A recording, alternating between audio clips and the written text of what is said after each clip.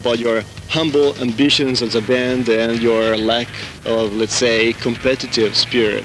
Is that right? And if so, were you able to keep this frame of mind even in this business and for so long? Never really been into sports, and sports is like competitive. Music has absolutely nothing to do with competition.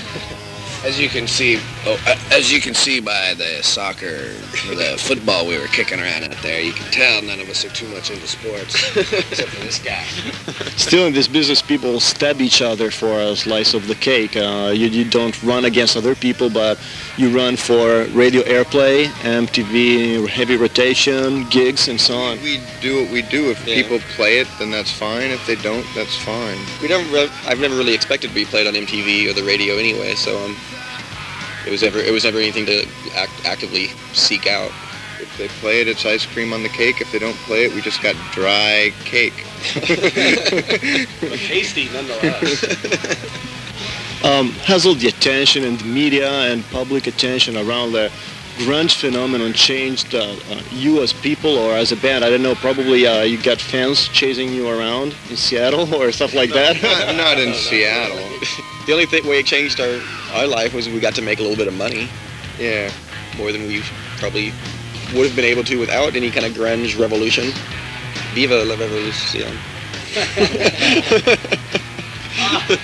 I read an old interview of yours where I don't remember who of the band said that you're never going to sell out recording with Butch Vig. Is that part of selling out as far as you're concerned? That was probably more of a joke than anything else. That was probably taken literally.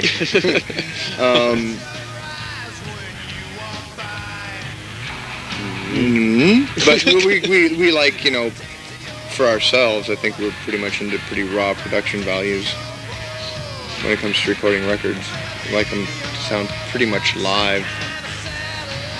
I think I've heard sometime back of the band splitting up. Was there any truth? Did you actually split up?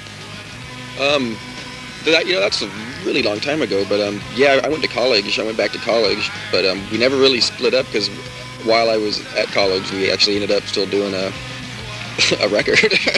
So we didn't tour for like a year. Were you able to graduate at last? Nope. Negative, sir. School still sucks. Yeah. I'm sure you've been asked the same question many times before, but why did you decide for such a title, My Brother, the Cow? Is that some kind of hymn to brotherhood among, living beings, or what else? No, not at all. It was better than, fuck my brother. Which is actually like a true story. Like one member of the band is actually conveyed, but we didn't want to embarrass him continually by having a record called I Fucked My Brother. It was actually something that Renister EJ, the sax player who plays in the last song, 1995, said when he awoke from a drunken stupor in a drive-through burger joint. I will not eat of my brother the cow. And I guess I thought it was funny. How about Monkey Wrench? Is that just a side project you spend time on when you're not around with Mudhoney? Or are you serious plans for that band as well? No, we haven't really done anything with Monkey Wrench since a little bit after we recorded the record. One of the guys, Tim, lives down in Texas, which is not very close to Seattle. So we keep talking about doing another record, but it's pretty much a side project at best right now. One last thing, we've heard a lot about this self-pollution radio thing that happened, but it was never too clear what kind of project it was. Could you give us some insight about that? How did it actually work? Pearl Jam bought time on a satellite, 4 hours time, which cost, $17 billion or something. And so they broadcast it to the satellite, and whoever had a ham radio or whatever radio station wanted to broadcast it at the same time just did that. You guys could have done it here.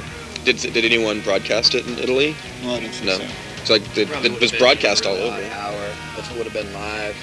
Yeah, because it was in the evening. Yeah, it was 7 o'clock in the States, so that would have been about 9 hours behind. from California. I don't know. Yeah, How many hours between solito video scelto proprio dai nostri ospiti? So which video did you pick and why? We picked the Flaming Lips video, She Don't Use Jelly, because we have a hard time thinking of too many videos that we actually like. That one's really good. But that one's good, and I really like the song as well. And the band is actually just starting to get some attention finally after many years of neglect. So, hey. Killers, what's that song about?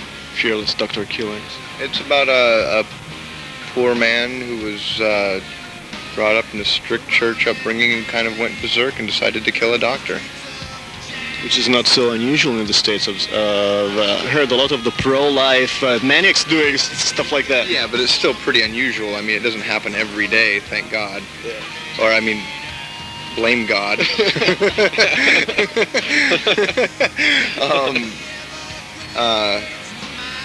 Yeah, it's just a kind of a ridiculous phenomenon. Most of the times you don't concentrate on social or political issues. Was this something you felt particularly close to you, or are you actually evolving towards? I've never known a doctor who's been killed, and I've never known anyone who's killed a doctor, so I wasn't that close to it. But it's pretty sickening, and it just came really quick and easy. The words, so I mean, it's a pretty simple issue, really. I mean, if you call yourself pro-life to go kill someone, doesn't make a lot of sense. But then neither does religion. There are many cliches concerning inspiration, like the romantic cliché is particularly popular in Italy and most of Europe after the romantic period. Like suffering artists, real art, therefore real inspiration only comes from suffering, and everybody has his own cliché. I'm not asking you what's your cliché, but where do you draw inspiration mainly for lyrics? From not suffering. Try to avoid suffering as much as possible. Torture artists, he tortures himself. Hot sticks and coal and stuff. Ok, prima